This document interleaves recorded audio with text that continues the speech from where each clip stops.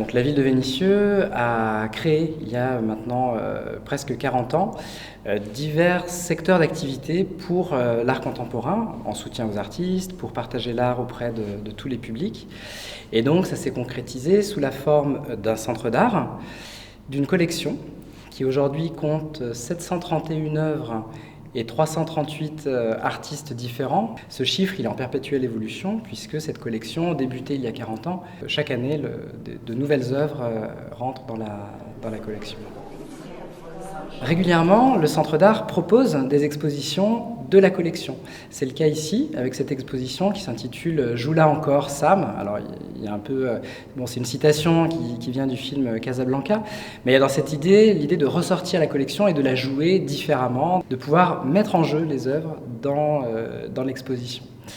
Alors ici, on a une trentaine d'artistes et une trentaine d'œuvres, donc pour le lieu, on a un accrochage qui est volontairement très très dense, et du coup qui crée comme ça très vite un dynamisme assez fort, puisqu'il y a presque un jeu de ping-pong qui se crée entre les œuvres. Alors l'exposition est volontairement très hétéroclite et très mélangée. Donc on a du très local, de l'international, des œuvres assez anciennes.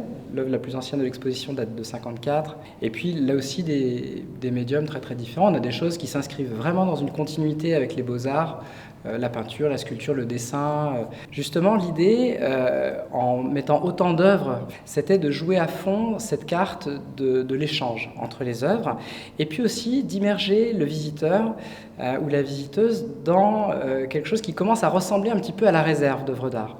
Sans jouer sur les mots, d'habitude on accroche les tableaux.